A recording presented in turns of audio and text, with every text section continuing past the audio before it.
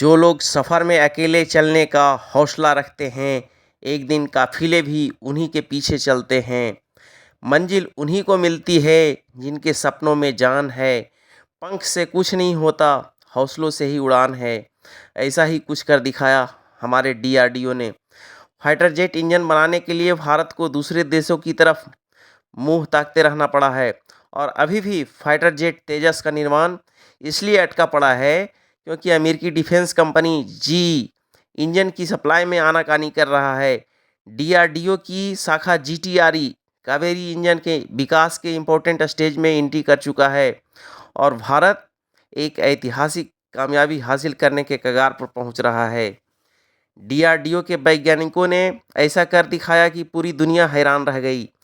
DRDO ने दशकों तक की कड़ी मेहनत और लगन से ऐतिहासिक उपलब्धि हासिल कर ली है। डीआरडीओ ने कावेरी इंजन की फ्लाइट टेस्टिंग के लिए रूस भेज दिया है। ये भारत के डिफेंस सेक्टर के लिए गेम चेंजर साबित हो सकता है। कावेरी इंजन प्रोजेक्ट की शुरुआत डीआरडीओ ने 1989 में किया था। इसका मुख्य उद्देश्य था भारत की डिफेंस सेक्टर में आत्मनिर्भर बनाना ताकि फाइटर जेट और एयरक्राफ्ट के लिए विदेशी इंजनों पर डिपेंडेंट न रहना पड़े। स्टार्टिंग में 70 से 90 किलो न्यूटन थ्रस्ट जनरेट करने में असफल रहा। इस विफलता के कारण भारत को अमेरिका और वेस्टर्न कंट्री के पे डिपेंडेंट होना पड़ा। हाल फिलहाल में भारत सरकार ने कावेरी इंजन की फ्लाइट टेस्टिंग के लिए हरी झंडी दे दी है और अमेरिका हमेशा की तरह हमें धोखा देता रहा है। रसिया की ल्यूसिन IL-76 प्लेन का उपयोग कर इस इंजन की फ्लाई टेस्टिंग के लिए किया जा रहा है। यह प्लेन 4 इंजनों से लैस है, उसमें से एक को हटाकर भारत की डीआरडीओ की कावेरी इंजन को इंस्टॉल किया जा रहा है। इस फ्लाई टेस्टिंग में कंटिन्यूस 70 घंटे तक 40,000 फीट की ऊंचाई पर चलाया जाएगा। अमेरिका और वेस्टर्न कंट्री इंजन की टेक्नोलॉजी को ट्रांसफ़र करने के मुद्दे पर हमेशा आनाकानी या हमें और धोखा देता रहा है। काम आता है तो सदाबहार दोस्त रसिया ही।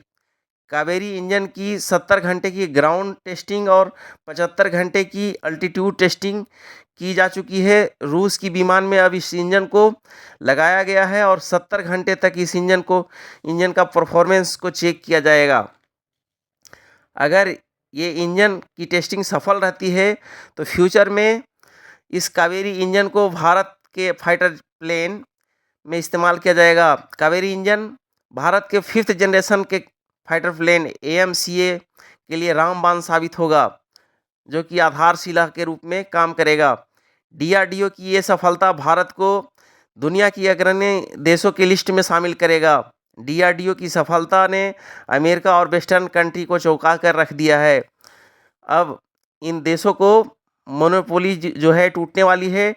डीआरडीओ की इस सफलता के बाद फाइटर प्लेन और एयरक्राफ्ट के लिए आत्मनिर्भर बनने में और ज़्यादा टाइम नहीं लगेगा और भारत भी एक शक्तिशाली राष्ट्र बन जाएगा। डीआरडीओ की इस सफलता पर हम सभी भारतीय को प्राउड फील होती है, गर्व होता है। आप डीआरडीओ की सफलता पर अपनी राय कमेंट करके ज़रूर बताएं और इस चैनल को सब्सक्राइब कर लें। आपका एक सब्सक्राइब हमें बहुत बड़ी मोटिवेशन देता है। Ground report superfast media.